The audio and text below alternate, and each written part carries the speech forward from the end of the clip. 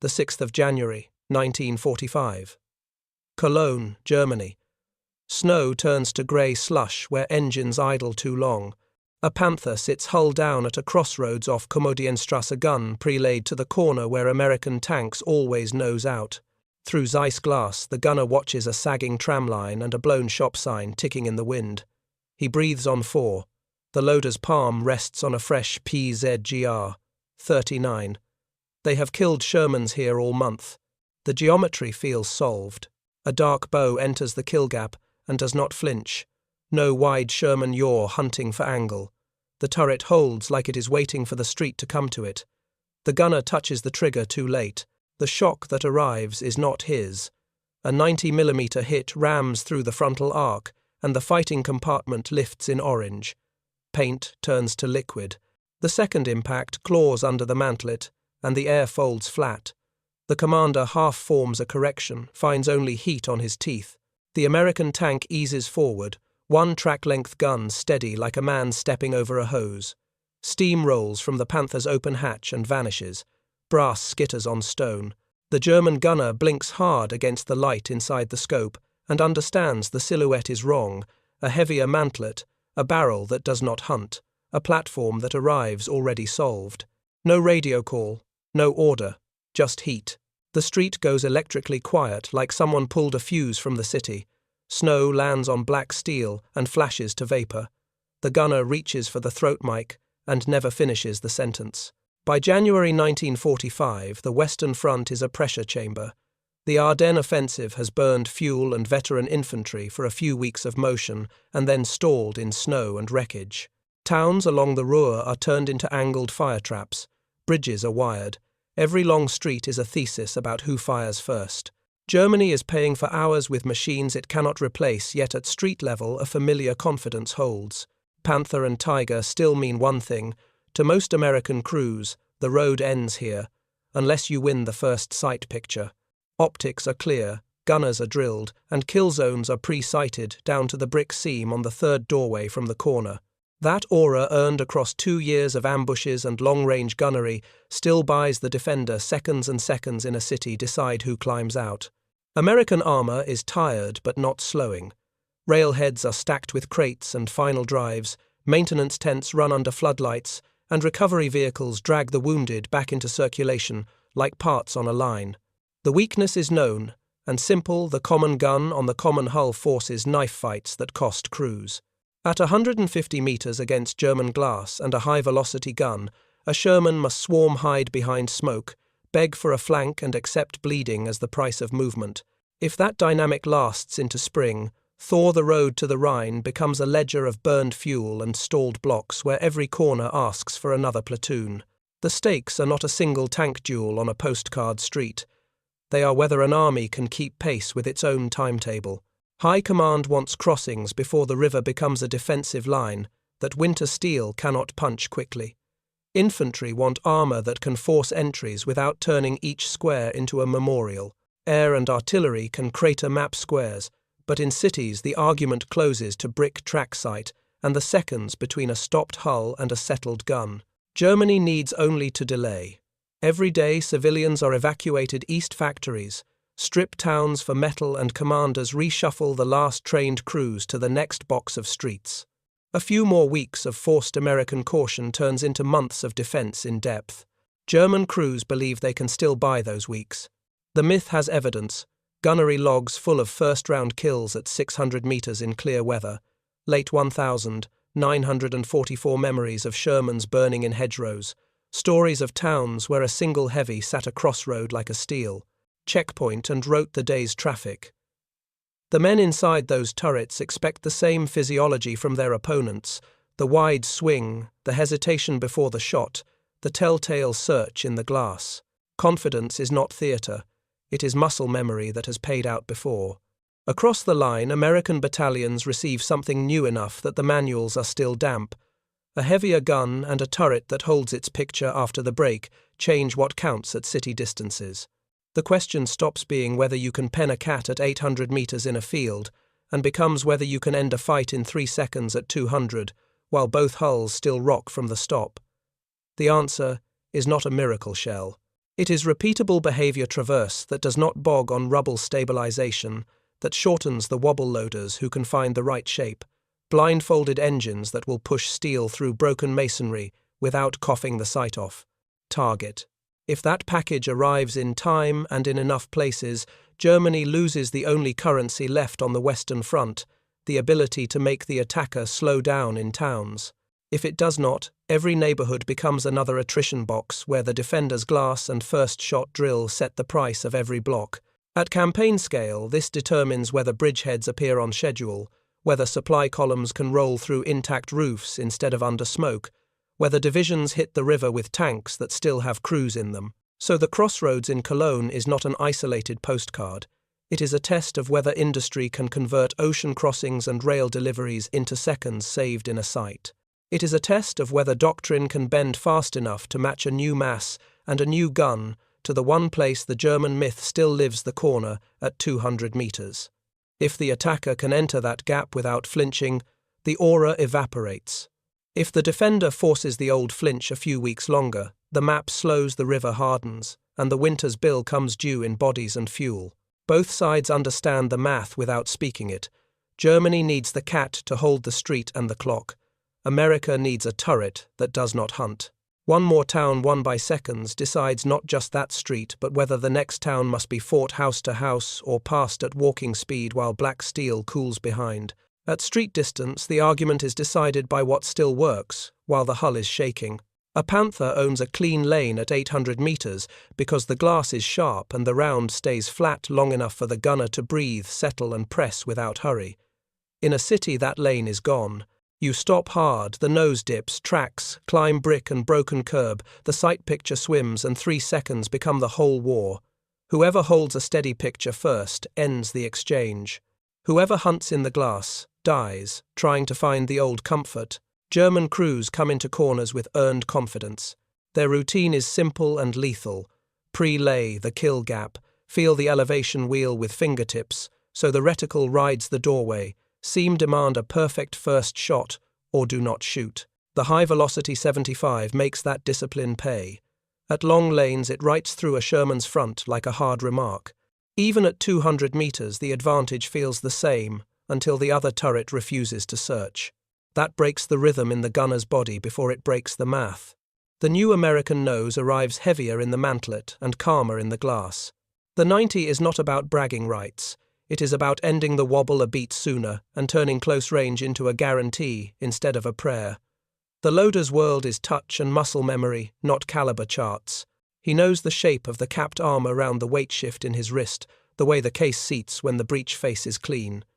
He can do it in darkness with the hull breathing under him. The next round is on the line before the commander finishes the word up. That cadence is not heroism. It's a factory rhythm brought forward to a street. Traverse matters more than published degrees per second. Rubble grade and shock steal numbers from both sides. What the American turret does better on the day is hold its picture after the break. You can feel it in the gunner's cheekbone pressed to the pad. The sight settles and stays settled instead of drifting left as the hull spring returns. The German optic is clearer to the eye. Clarity does not kill if the reticle is still chasing. At 200 meters, a half second of hunt is the difference between turning a rival's interior orange and feeling the inside of your own mouth go metallic in heat. Engines are not just for motion. Turret hydraulics and traverse clutches feed off them, and the tank that keeps revs when the driver snubs the brake gifts the gun a steadier platform. That is why the American driver's footwork is drilled to stop like a carpenter, not like a panicked man, one firm press hold no bounce. The German driver knows the same dance, but his street is shorter now. He cannot back off and reset to his preferred range. The block face owns him as much as he owns the reticle. Every bump is an angle he did not choose. Armor is not a number. It is whether the first jet of spall turns the crew into noise before they can speak. A Sherman crew has lived all autumn with the knowledge that their front is a promise they cannot keep. Wet stowage helps, angling helps, smoke helps. None of it changes what an 88 does at distance. The heavy nose changes that feeling in the gut. It is not invulnerability. It is time, one more second to finish the lay, one more second to ride the wobble flat. That second is the space the loader needs to slam home another long case, and the commander needs to say, "Same aim, send." Ammunition choice is a life choice at these distances. German crews trust the armor-piercing cap that bites and stays honest after a bad angle. American crews learn to love the long, fast dart when they can get it, and the heavy capped slug when they cannot. The dart turns close fights into certainty, even through cheeks once considered arrogant to face. The slug brings heat and shock that make interiors uninhabitable even when charts would argue survival. Charts do not breathe smoke, men do. Optics and glass training create a faith that the first sight picture, if perfect, deserves the round. The new fact in January is that perfection arrives on the American side sooner than expected. Stabilization is not magic. It does not give a moving shot through a letterbox, but it eats the worst of the hull's rebound and shortens the time between stop and send. A Panther waiting for the familiar Sherman yaw sees a turret that simply does not. The American gunner keeps the mantlet cutout centered and refuses to chase. The moment feels unfair because it violates a year of lived experience. Shermans fidget then die. This one does not fidget. It kills. Communication drills compress everything. German nets are clean until shock, then the channel turns to static and one-syllable words with no verbs. American crews are taught to default to silence once the sight is solved. There is no poetry on the net, only confirmations and corrections that take less air than a curse. Loader up. Gunner on. Commander send. Driver holding. After the round, nobody asks for results. They all watch the hatch. If a man appears, the gun speaks like a reflex. If not, the tank rolls one track and resets the angles because procedure beats adrenaline. Mechanical failure is a character in every street. German final drives that were never meant for this much stop-start grind begin to complain, then seize. An American heavy is new enough that its weak points have not lived long in crew's bones. When something goes, it is shop work tonight, not a death sentence now. That confidence changes behavior. A Panther commander weighs every exposure against weeks of downtime his regiment cannot cover. An American commander risks a nose into a narrow lane because if he breaks a toe, and a part will likely make him whole by next week. Risk tolerance is visible through a periscope. Angles decide everything, and are created by nothing more romantic than curb height and wall line. A German gunner who wins at 600 loses at 60 because he cannot bring the barrel down without exposing cheek, or because debris steals traverse and the reticle drifts over brick instead of mantlet. An American gunner who used to beg for smoke now trusts the first hold and the first send to make smoke unnecessary. Smoke still lives in the rack, but it becomes insurance instead of plan. Even the small habits turn outcomes. The way an American loader stages a second round on his thigh during the first shot. The way a German loader guards his last capped rounds, because there will be no resupply until night, if at all. The way one driver takes a gutter at a slant to keep the hull from rolling the way the other avoids a rubble pile that would stall traverse for a beat. In a city, the machine and the man are one long habit. The side with habits trained to shorten the wobble and accept calculated exposure kills first and lives to reload. Nothing about the Panther's virtues disappears. In a field, it still writes its argument in hard lines and flat flight. On a clean boulevard, it still punishes a nose that hesitates. What dies is the assumption that a corner belongs to it by reputation. The American heavy with its extra mass where it matters and a gun that holds the picture instead of searching for it resets that assumption. Crews who have murdered Shermans all month are forced suddenly to read a different silhouette and a different rhythm. No wide swing, no nervous glass. Just a calm reticle and the short countdown to impact. At 200 meters, breathing is a weapon. The platform that lets a man finish one clean breath, while the other crew is still finding the center, writes the day's traffic. That is the mechanism behind the flame in the open hatch and the steam that erases falling snow. It is not magic steel or a perfect gun on a poster. It is seconds saved by a heavier nose, steadier glass loaders, who live by touch drivers who stop like craftsmen, and commanders who trust the system enough to put the bow into a box where myths used to sit like toll booths. He knows the smell of this corner. Cold metal, old cordite engine breath seeping back along the hull when the wind swings wrong. He checks the tramline crack by the shop front, and lets the reticle sit on that seam because the nose will appear there, it always does. Thumb and forefinger rest on the elevation wheel. 4-count breath. The loader is a presence at his back, not a person, glove on primer elbow, clear of recoil. The commander does not speak. Silence is the sign that everything is prepared. Tracks hiss on wet stone somewhere he cannot see. He does not hurry.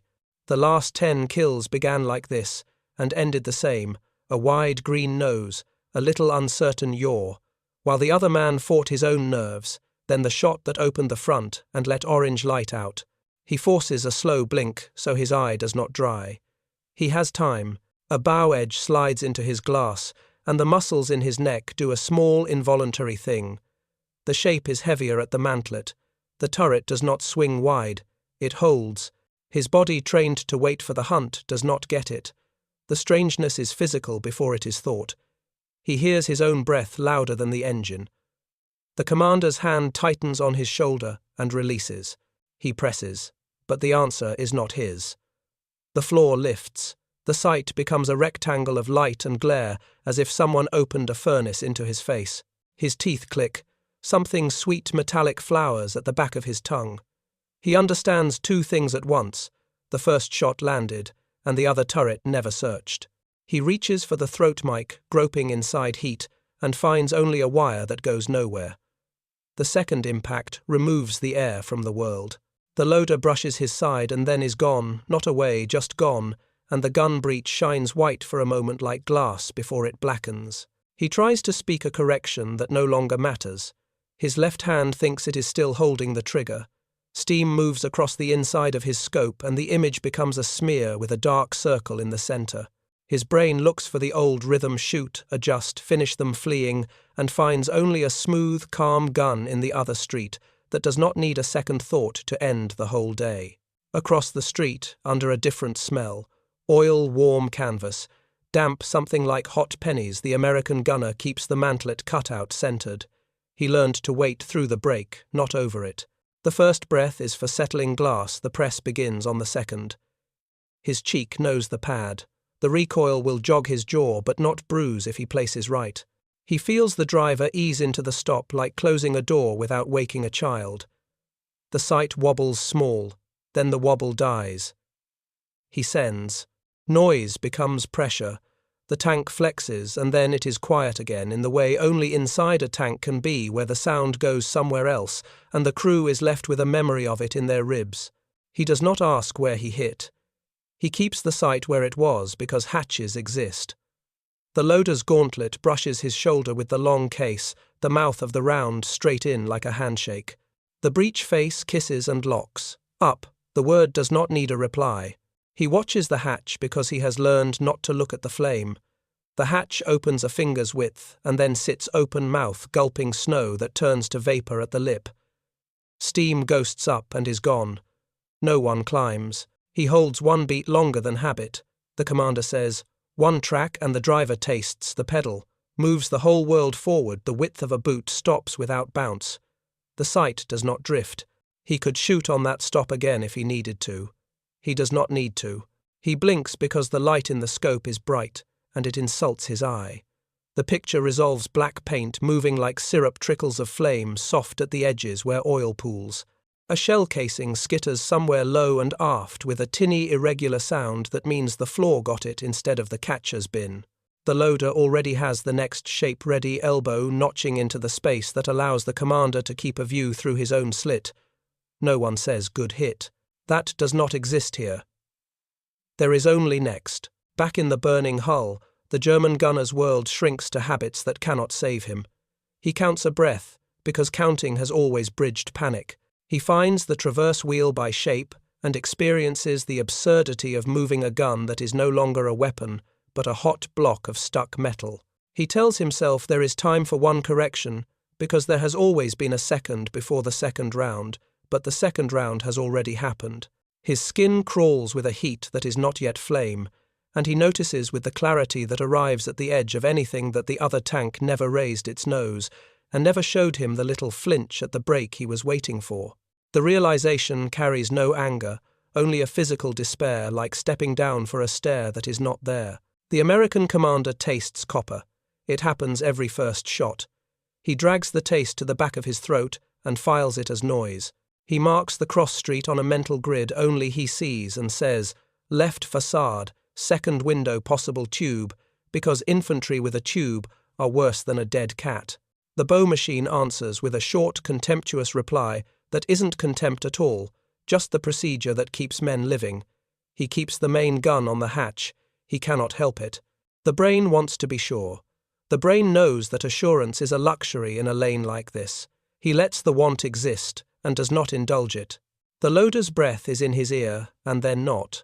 The loader lives in a loop of grab guide seat palm the breech chorus, the single word that keeps everyone in the same rhythm. He hates wasted motion the way a machinist hates a dull bit. The glove looks clumsy, but the metal of the case steals skin if you touch it naked after a shot, and the glove is quicker than bandages. He has staged a second round on his thigh, and keeps it there with a small tension in his hip, so the instant the word comes, he is already halfway done. He does not think this is clever. He thinks this is obvious. The German commander used to narrate for his men a running track of short nouns and angles that kept fear out of the spaces between tasks. He tries now, and the words won't fit. The radio is a brick of noise, and he cannot hear his own voice over the bright, close crackle of things burning at the wrong temperature. He chooses to climb because climbing is the only verb left. Heat licks his neck. He folds without deciding to. The gunner sees none of it. His world has become a scope that shows a street that will outlast him by decades. The American driver keeps his hands light.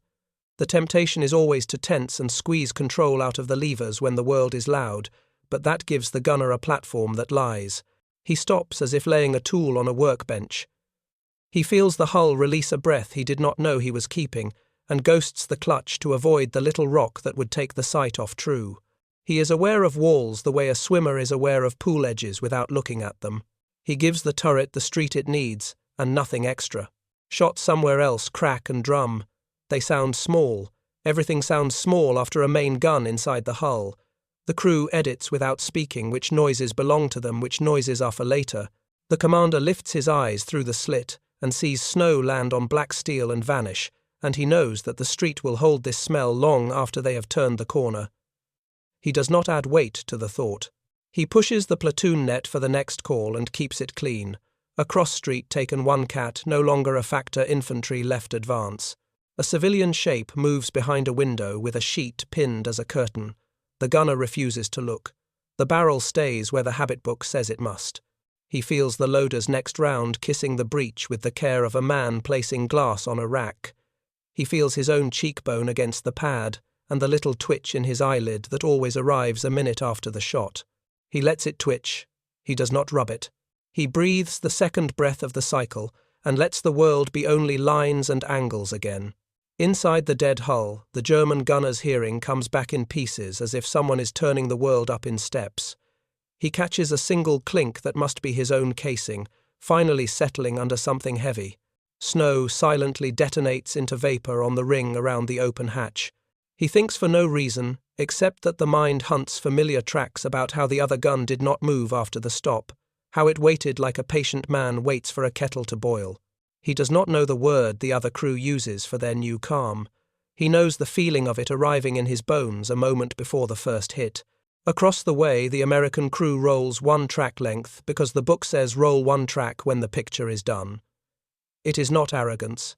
It is to reset angles for the next threat. The gunner lets the circle of his sight pass over the blackening hull and settle on the far mouth of the street where a man with a tube might be thinking brave thoughts. He hears nothing on the net except the driver's small holding and the loader's soft automatic up. He prefers it this way. Smart men die when the radio fills with adjectives. A breeze wakes, slides along the lane, carries the smell of burned paint and fried cloth. The commander marks it without judgment. Smoke will drift right. Infantry advance will feel it in their throats. He pushes the thought down the chain and the acknowledgement comes back clipped and nonchalant. The tank becomes a machine again, not a witness. Habits reclaim the space that shock tried to take. The gunner tells himself one sentence he always says, after the first enemy burns a sentence with no poetry in it. Watch the hatch, then the corners. He watches the hatch. He watches the corners. He does not look at the orange. He lets the reticle steady on empty stone breath moving in and out like the slide of a drawer. The fight has the length of a street and the width of a room and the thickness of a breath. He stays inside that thickness because that is where men live. The shot in a Cologne lane is the point of contact.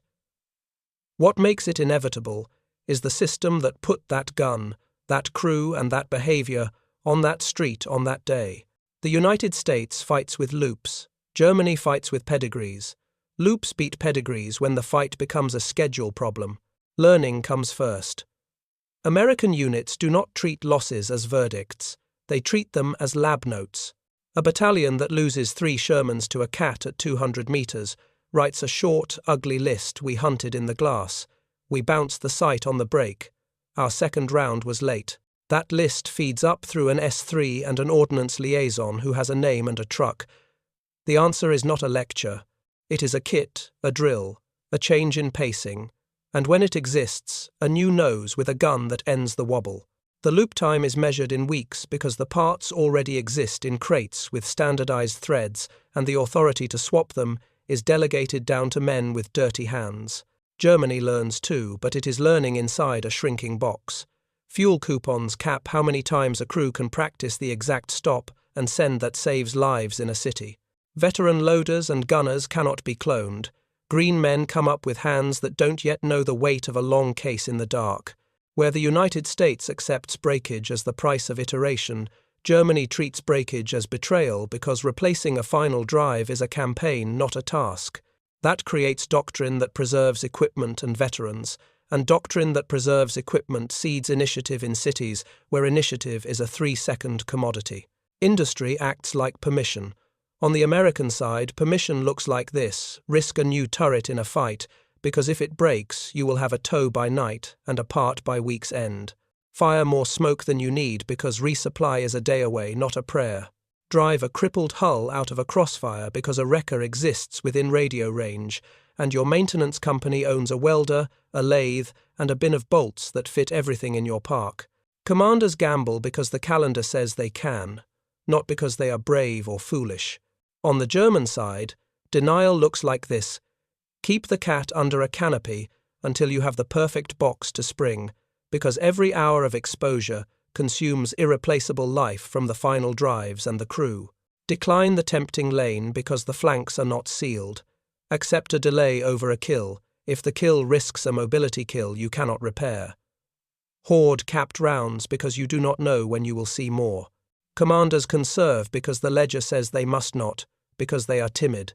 Doctrine bends to logistics. When American armor meets cats in towns and bleeds higher, does not rewrite poetry. It moves mass and changes tasks. A limited batch of 90mm gun tanks is pushed straight from pier to regiment, with orders to pair them to veteran crews and give them the ugliest streets first. Manuals arrive late. Addenda arrive earlier. An ordnance officer stands in a motor pool explaining which recoil spring needs babying and what to do when the traverse motor sulks in cold. He is not a theorist. He sleeps near a pile of parts and a drum of solvent. The same loop pattern appears in other domains and reinforces behavior. Bombers die deep without company. The answer is not better speeches. It is fuel in wing tanks and a fighter that keeps its legs over Germany. As soon as the escort exists, deep raids become routine, and routine is a logistics word, not a valor word. Convoys drown. The answer is radar, high-frequency direction finding hedgehog throwers and hunter-killer groups that make contact a death sentence for the submarine instead of a hunting bell. Once the system flips, the risk captains stop whispering to luck and start following checklists that grind outcomes. Armor is brought to that same place. Procedures and parts support the behavior that kills in 3 seconds and lives under the weight of its own gun. Standardization is invisible on film and decisive in shops. American vehicles share fasteners, fluids, filters, connectors. A part stamped in one plant fits a hull smacked together in another. The men who keep them alive can swap subsystems in the rain by lantern and have reason to believe the holes will line up. German machines are exquisite and idiosyncratic. Their numbers look impressive on paper, and their maintenance consumes hours no one can afford. a Panther that eats its final drive because a city forces it to stop and turn beyond design, kills the day after it kills the enemy. There are too few spares, too few trained fitters, too many interruptions in rail schedules to make that pain short. Decision chains shorten on the American side because the stakes are schedule, not prestige. A corps commander can accept a prototype's quirks because the calendar to the river is more important than the purity of an equipment table. He can reassign a handful of heavies to the battalion that will see the worst of the stone, ignoring neat lines on a TO and E, because the staff that would normally object is busy moving trains, not defending doctrine. This is institutional humility, born of abundance. When you can afford to be wrong, you are freer to try. Decision chains elongate on the German side because every risk echoes. A division commander who gambles a tiger in a tight lane and loses it has not spent one day, he has spent a winter of potential. His staff will not forget. His replacement rate is fantasy. He begins to select only fights that flatter equipment and supply. In open ground and long lanes, this still hurts attackers. In towns, it hands the timing to the side that will force contact anyway. Training reflects these realities. American crews practice stop-shoot-load like a factory rhythm. Instructors watch wrists, not just groups on targets. Drivers are trained to stop without bounce, because otherwise the gun tells lies. Loaders are trained to stage, not admire. Gunners are taught that glass clarity is less important than sight stability after the break. The reward for mastery is not praise. It is a street lived through and a next street reached on time. German crews train to a high standard on optics and first-round purity, but fuel constrains repetitions, and the stress reps must be earned in combat. Combat is the worst teacher when your machine cannot take many lessons. Supply is not just bullets and beans, it is the confidence inside a man's chest when he chooses to push forward or back. An American platoon will burn smoke like water when the map says turn left under fire. They do it because a truck will show with more. They will accept minor damage to make a better angle because a tracked tow will come when called, and a depot owns a box with their name on it. German platoons creep because their smoke is counted and their damage is a sentence. This is not cowardice. It is math written on the back of a ration card. Repair echelons make the loop close. American forward repair teams pull a transmission under camouflage and a tarpaulin and get a hull back in 2 days that would be written off in another army. They keep logbooks like grocers, and the ritual of signing for parts makes behavior predictable. Count on the fix, plan for the fix, take a risk. The fix makes survivable. German workshops are skilled but stripped for men and metal. They can make miracles when rails are quiet and parts arrive. Rails are not quiet and parts do not arrive. Miracles become stories, not routines. Command climate matters because it sets the tone for acceptable improvisation. American company commanders with a heavy in hand are told in plain words to use it where the map jams. Nobody waits for the perfect combined arms textbook when the lane is a funnel. Infantry is briefed to hug the bow, then peel out when the main gun calls a threat. Radios speak nouns and positions, not adjectives and wishes. German commanders are not stupid. They know a heavy can unjam a map too. They also know that if it dies, their regiment is a story shorter, and their next operation begins without a fist. They shepherd. Shepherding is good for preservation and bad for momentum. Air, sea and land systems reinforce each other's incentives. Once escort fighters make daylight raids, survivable rail nodes die, and with them the parts flow that keeps armor vibrant. Once ASW makes convoy arrivals predictable, American depots fill on schedule and tanks get the pins, seals and training films they were promised. Once heavy guns begin appearing in platoons that used to beg for smoke, German crews feel the same pressure the Luftwaffe and U-boat arm felt a year earlier. The environment that once rewarded their craft now punishes exposure. None of this requires moral language. It is about throughput and tolerance for error. The United States builds a war machine that can be wrong on Monday and right by Friday, and that gives captains permission to try a risky angle on Wednesday. Germany builds exquisite answers that must be protected from average days. Exquisite answers still win duels. They lose schedules. Back at the lane scale, this is what the crew feels without reading a single staff memo. The American commander can order a nose into a narrow funnel because if he breaks a track, a truck and a part will fix it. The loader throws smoke if an angle looks sour because he will get more. The gunner shoots first at 200 without asking for a belt of prayers because his sight will hold through the break and his next round will be in the line in one breath. The German commander forces himself to wait for the perfect shot because a bad one risks metal he cannot replace. The loader guards his last 3 capped rounds like money. The gunner hunts for a sight picture that takes half a second longer than it did last summer because rubble steals traverse and hours of practice are gone to ration books. The result is not cinematic, it is procedural. The side that can afford to be ordinary and fast beats the side that must be extraordinary and careful. In Cologne and every other town in that winter window, industry expresses itself as 3 seconds saved. Doctrine expresses itself as the acceptance of small risks because the system will catch you if you fall.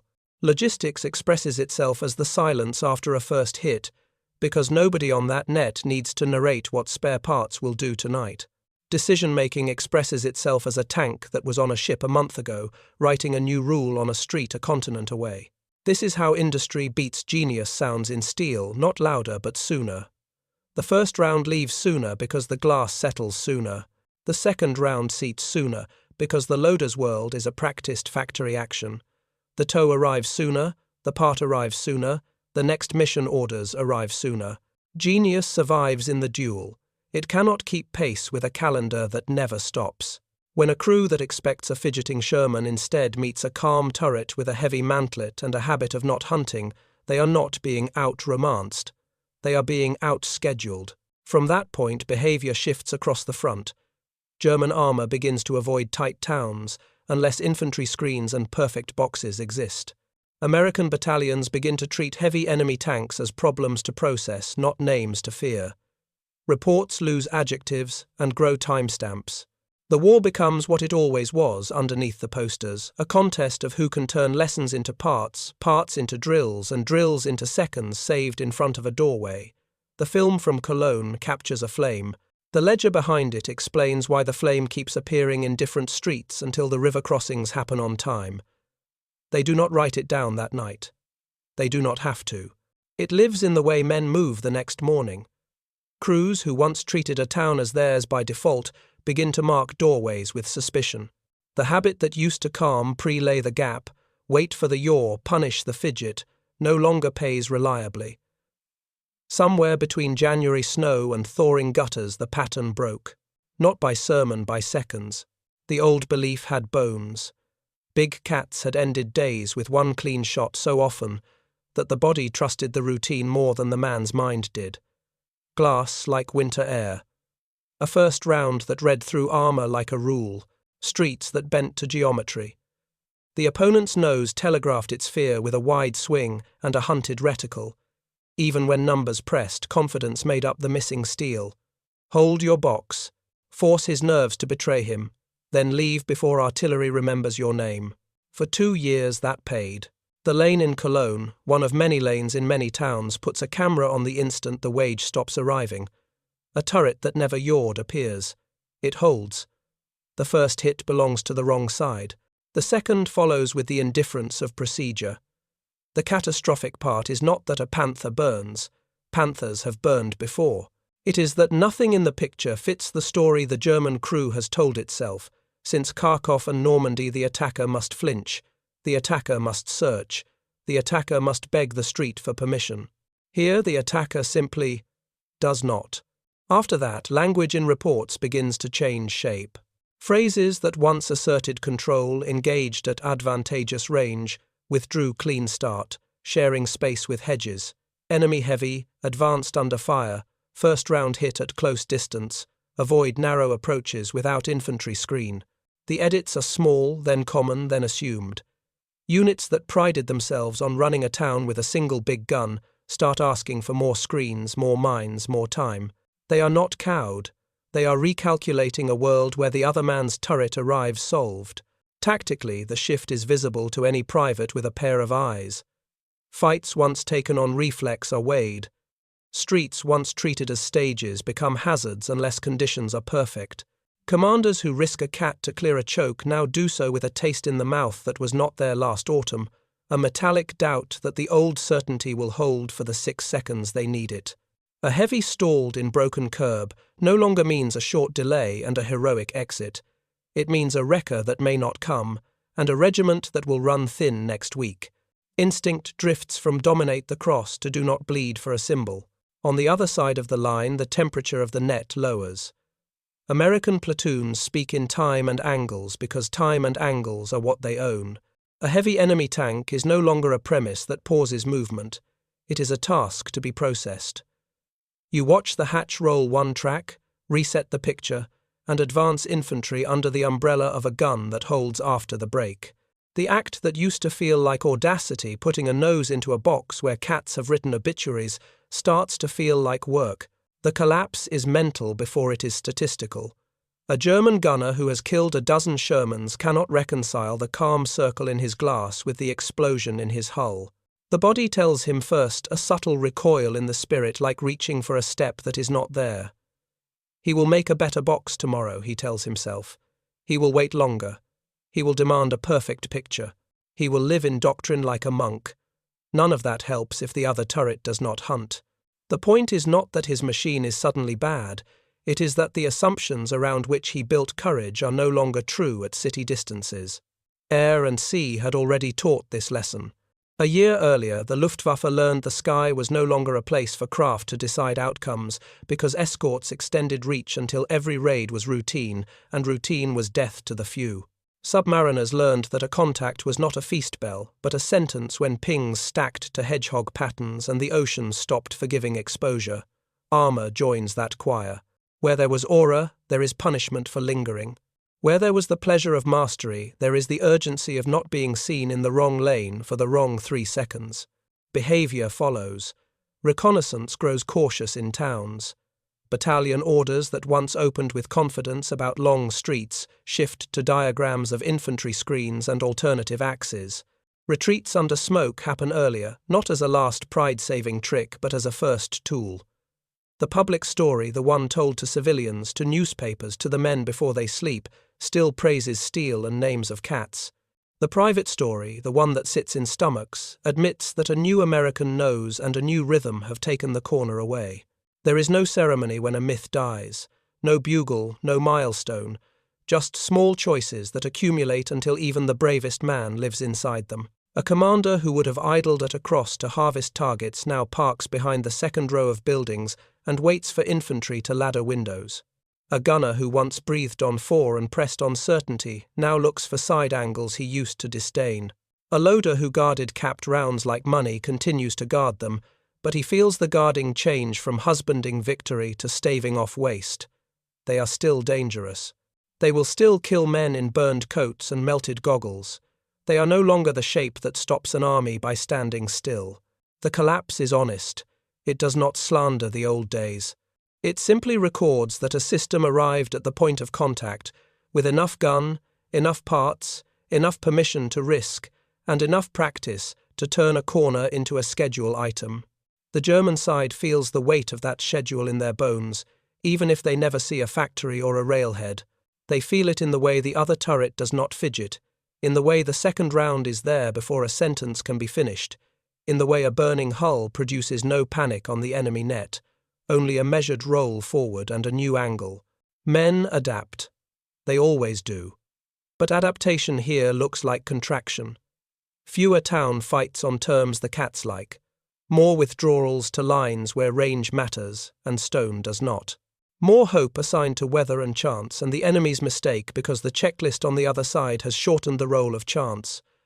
Panic is rare. Professionals do not panic long and live. What replaces it is a cool avoidance, a preference for hours and kilometers over meters and seconds. What ends in that lane is not German courage or German skill. It is the presumption that those attached to excellent steel can control any street by presence alone. Once that presumption breaks, the calendar drives the rest. Rivers fall on time, bridges go up, depots empty and refill. Streets that were once arenas become corridors. The men who used to feel like monsters feel like targets if they linger. They move accordingly. That was the end of the myth. They keep the real because it shows process, not heroics. A calm turret holds through the break, around lands where the glass was resting. Steam lifts from an open hatch, and a tank rolls one track forward to reset angles. In training rooms, the frames are frozen and measured sight settle, trigger press, loader cadence, driver stop without bounce. The lesson is portable, save 3 seconds, win a street. That is why the film endures long after the smoke in that lane is gone. Reports around it harden into a pattern. German after-action notes that once boasted of long-lane control start adding cautions. Avoid narrow approaches without infantry screen. Expect first-round hits at close distance. Enemy heavy advances under fire. American logs shed adjectives and grow timestamps. Contact at 200 meters. First round sent at +3 seconds. Roll 1 track. Infantry cross.